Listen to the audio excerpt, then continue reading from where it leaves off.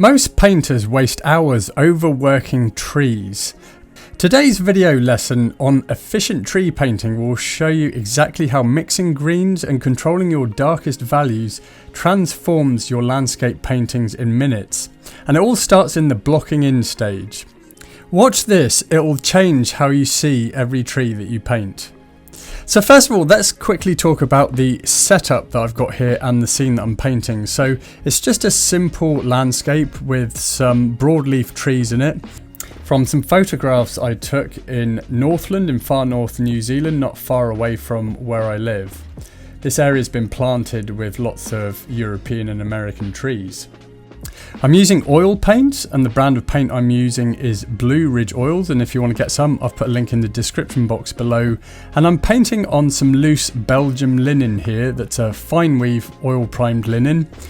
I've roughly measured it to about 10 to 12 inches and I've taped it to a board with masking tape. So this is a really good way of creating paintings without it taking up too much space in your studio. Also easy to ship as well if you sell them online. Now then, the first thing when painting trees is we need to treat them like masses. So we don't want to be focusing on painting every single leaf. And the easiest thing to do is to start by painting your dark values and shadows first. So value refers to how light or dark your subject is. And when we're dealing with light in the landscape, we're thinking about direct light, shadows, halftones, reflected light, and light and dark accents as well. So when painting a landscape, I personally think it's easiest to focus on the shadows first. So painting your dark values first. Now then, there's a rule for trees, although there are some exceptions, but trees are generally some of the darkest values in the landscape. As I said, there are some exceptions, and that can be trees in winter or autumn trees where the foliage is yellow, for example. That's a lighter value colour, so they would appear lighter. And winter trees which can appear light as well when they have no leaves on them. But in general, trees are the darkest values in the landscape, especially conifer trees, and they're much darker than the ground planes of the grass. So this is really key when we're painting trees in the landscape because we want those trees to stand out. So let's talk about the colours that I've mixed so far. So for the shadows, I've mixed ultramarine blue with some yellow ochre, and then there's some of that burnt sienna from the composition outline of this painting that's mixed in as well. And then for the areas of the tree that are in light, I've used combinations of yellow ochre with cadmium yellow medium, ultramarine blue and titanium white. That's forming the base of my green here. And then I've also mixed in a little bit of phthalo green that just shifts the hue of the green to some more emerald tones. And then I've rounded it off with some burnt sienna, which contains red. Now red is opposite to green on the colour wheel, so it's going to help neutralise that green a little bit and make it look more organic and natural. Now when you're painting landscapes, value is key. And it's actually better to keep your tonal values darker to begin with. So everything in this painting is a little bit darker in the blocking in stage. And then once it's dry, it's going to allow me to start working in lighter layers of paint where I'll save my lightest lights until last. So we want to be building up those lighter tones, and that's going to help to create more of a sense of depth and distance in the painting and make everything look more three-dimensional. This is where you can create some really beautiful effects with these types of landscape paintings. The other thing is as well that you might notice is I'm using pretty big brushes for the size of the painting that I'm doing. And the reason being is because I'm not focused on detail at this stage at all. In fact, I really don't want any detail. The detail can come later on and I can go as loose or as detailed as I like, but to begin with I want that nice loose gestural brush marks in the painting so that the painting looks painterly and it's got some atmosphere and vitality to it. So by using bigger brush marks, this is already more of an efficient way to paint landscapes, especially when you're painting trees. As I say, we're not focusing on painting every single leaf. The human eye can't see all the leaves anyway. So it's going to fill in the gaps in the information there. Later on we can add the suggestion of a few leaves, but really for a scene like this and for the size of the painting, we're not going to need to paint many leaves at all. Now then, let's just talk about the ground planes of the grass. So this is one of the more lighter values in the landscape along with the sky and clouds. So as I said, this grass needs to be lighter in value so that those trees really stand out. Now to mix the grass, I've used similar colours to what I used for the tree foliage, but added more titanium white in the mix. There's more cadmium yellow in there, and again I've used some phthalo green to increase the saturation of the green and create some of those nice grass green tones in there. And then I've also mixed in a little bit of cadmium red just to add balance to the green overall. Now obviously we're condensing many hours of painting into just a short video here.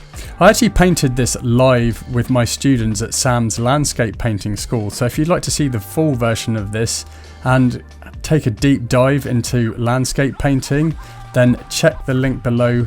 We'd love to have you in the group. Now then, at this point in the painting we were on the second painting session and the painting was completely dry. So what I was doing next was I was working on the tree and I was starting to focus on the tree's shape, and there's many things that we can do here. One of the things we can do is we can start working in the negative spaces around the tree. So this is the outer parts of the tree canopy, painting in the sky holes for example, giving the tree a little bit more structure. But the other thing I was doing was working in some lighter tones to the overall foliage itself. So making the value of the leaves a little bit lighter than the layer that I initially applied in the blocking in stage. Now when we add titanium white to our mix, it's going to lighten the value, but it's also going to desaturate the colour as well, i.e. take the intensity out of the colour. So we need to maintain the saturation, and we can do this by adding in more cadmium yellow medium and even a little bit of phthalo green as well. One of the reasons people struggle with painting green so much is often they can be a similar value, but the colour becomes desaturated as you go into the distance. So some of the rules for value and colour in landscape painting is we'll find our darkest darks and our lightest lights in the foreground, and then as landforms recede, darks aren't as dark and lights aren't as light. But also there are many colours that become lower in chroma or saturation as you move into the distance, and green is one of them. And then as those green tones and other colours that fade out into the distance, they start tending more towards the bluer end of the light spectrum, and colours become cooler as well. Especially in New Zealand, when you look at distant landforms, a lot of them have a blue-violet cast to them. So these colours start fading out as you go into the distance. One of the ways that you can desaturate a colour is to mix its colour opposite into the mix. So if we're dealing with green, for example, we can mix in a colour that contains red.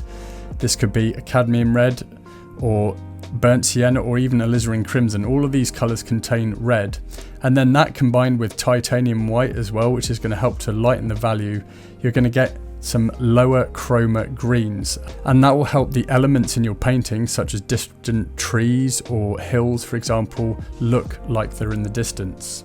Now let's talk about the dark values in the trees, and in this case I've used the shadow areas to actually help further sculpt the shape of the tree. So normally I start with my dark values first when I block in a painting, and then once it's dry I'll then actually work on the lighter values next.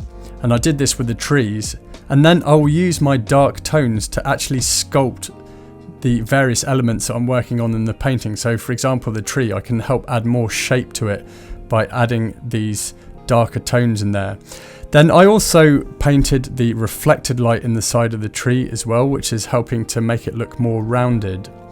And probably at various points in the painting I will work in lighter layers of paint and then sculpt elements in the scene with my darker values. So a process called restating the darks.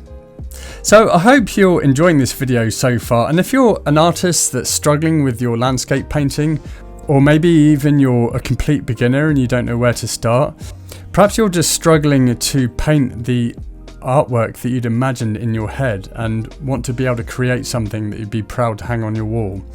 Well, what I've found over the years is it really helps to have a process, a framework that you can work to that's going to help you to get repeatable results. And I show you this in my free landscape painting blueprint that details how to create a successful painting from start to finish. There's also a written painting demonstration in the second part of the blueprint. If you'd like to get it, just click the link below and I'll send it over to you. Enjoy. Now then, at this point in the painting, we were on the last painting session. So we did this over 3 2-hour painting sessions in my landscape painting school. And at this point, I'm focusing on refinement and adding the last details. Now, before I talk about that, I wanted to quickly talk about the composition, because composition is something that's often overlooked in landscape painting. And composition is something that can really add an X factor to your paintings. So something I really focus on as well.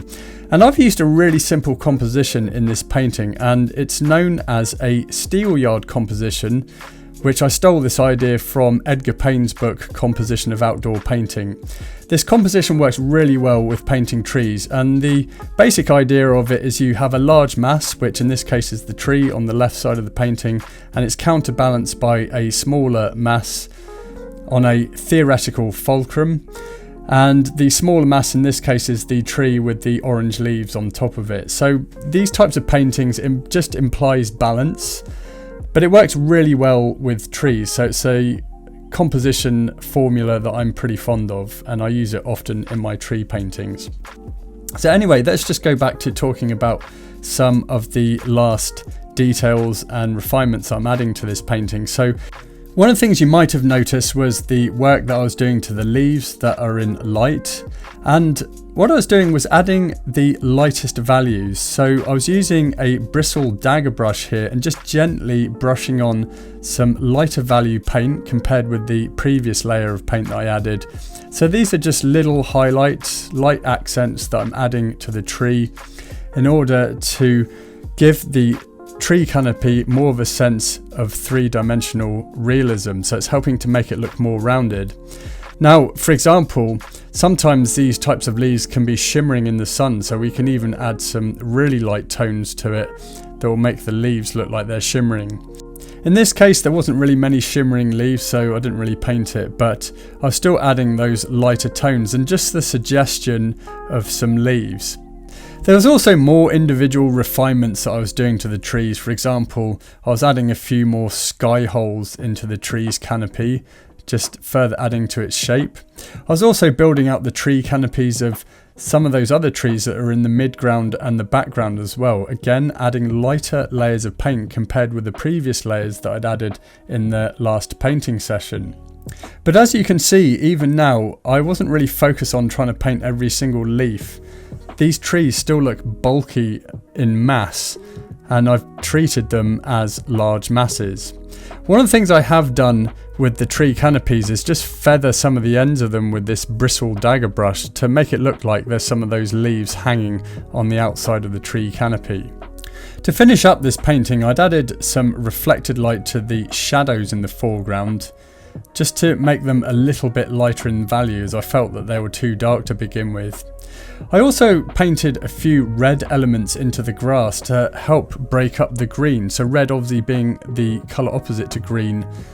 And by doing this, by painting some red streaks in the grass, it just helps to give more balance to the green and makes the painting look more interesting. There's a nice colour opposite there. And then I finished up the painting by adding a few cows, just adding a bit of life to it. Now, the last thing I love to do with these types of paintings when I've painted it on loose canvas is to peel off the masking tape. It's really satisfying when you see your painting finished and it looks neat and doesn't have messy paint around the edges of it. So I hope you enjoyed this video. Don't forget to get your free landscape painting blueprint. Just click the link below. And also, if you'd like to see the full version of this video, come and join me at Sam's Landscape Painting School. Again, the link is in the description box below.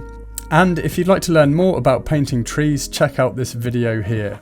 Thanks for watching, and I'll see you in the next video.